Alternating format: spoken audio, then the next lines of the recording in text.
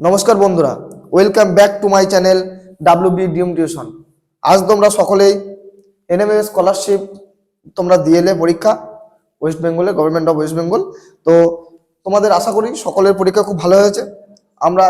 আমি already question পত্র তোমাদের সেন্ড করেছি আমার চ্যানেলে কোশ্চেন পত্র। এবার আমি তোমাদের কথা দিয়েছিলাম যে তোমাদের উত্তরপত্র আমি করে দেবো খুব শীঘ্রই।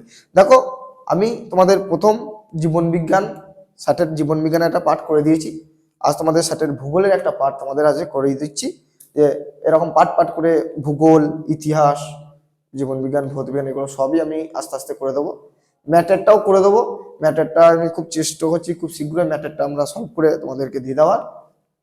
দেখো, ভূগোলের অ্যান্সারটা দেখে নাও, একটু মিলিয়ে নাও এবং কার কটা ঠিক হলো তোমরা দেখে নাও। দেখো, হিমালয় পর্বত একটি কি? হিমালয় পর্বত হচ্ছে ভঙ্গিল পর্বত। তাহলে 73 নম্বর অপশন বি। জিএমটি এর তুলনায় আইএসটি এর কত সময় এগিয়ে? মানে জিএমটি এর তুলনায় আইএসটি কত সময় এগিয়ে? উত্তর হচ্ছে 5 ঘন্টা 30 মিনিট, অপশন বি। 75 নম্বর, বায়ুর চাপ মাপার যন্ত্রের নাম কি? বায়ুর চাপ মাপার যন্ত্রের নাম হচ্ছে ব্যারোমিটার। 14 ব্যারোমিটার তোমরা সকলেই জানো। এই কোশ্চেনটা আমার একটু কনফিউজড আছি আমি একটু। নিম্নলিখিত কোন নদীটি আন্তর্জাতিক নদী? আমার উত্তর হচ্ছে টেমস নদী। তবু একটু কনফিউজড আছি, তোমরা একটু পারলে দেখে নিও, বা যদি কোনো ভুল হয় তাহলে তোমরা অবশ্যই কমেন্ট সেকশনে জানিও। ক্যাডমিয়াম কিসে হয়? ক্যাডমিয়াম অভাব হয় এটাই তোমরা অবশ্যই জানো যে আর্সেনিকের অভাবে ব্ল্যাকফুট ডিজিজ, ফ্লোরিন অভাবে ফ্লোরোসিস, আর পারদের অভাবে মিনামেটা। তাহলে এটা ক্যাডমিয়াম অভাবে এটাই হবে, তোমরা জানো। আর হিমালয় পর্বত এবং কুইনলুন পর্বতের মাঝে আছে তিব্বত মালভূমি, এটাও তোমরা সকলেই জানো। তাহলে 78 অপশন হচ্ছে ডি। দেখো 79টা, দেখো 79, দক্ষিণ আফ্রিকায় অর্থাৎ সাউথ আফ্রিকায় নাতিশীতোষ্ণ তৃণভূমি অঞ্চলকে কি বলা হয়? নাতিশীতোষ্ণ তৃণভূমি অঞ্চলকে বলা হয় ভেল্ট। ইউরোপের দীর্ঘতম নদী কি? ইউরোপের দীর্ঘতম নদী হচ্ছে ভলগা।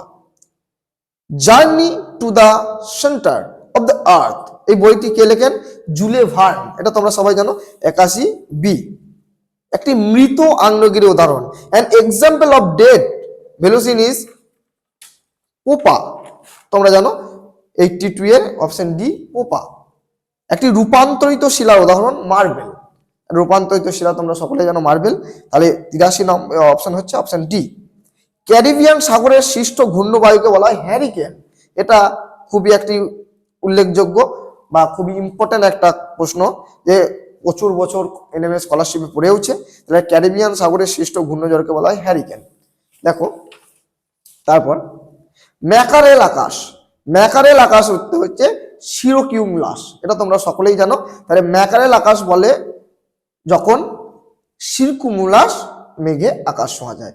তারপরে এল নিনো একটি উষ্ণ সমুদ্র স্রোত, এটি কোন দিকে প্রবাহিত হয়? তোমরা সবাই জানো এটা পশ্চিম দিক থেকে পূর্ব দিকে প্রবাহিত হয়। তাহলে আসলে স্রোতটা কোন দিকে হচ্ছে? পূর্বমুখী হচ্ছে।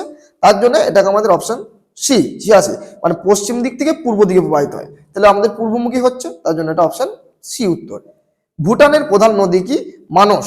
তোমরা অনেকেই শুনছি কালীগণ্ডক। দেখো, আমার এই ছাত্রীটাও কালীগণ্ডকই করেছে। কালীগণ্ডক বলি, কালীগণ্ডক হচ্ছে নেপালের প্রধান নদী।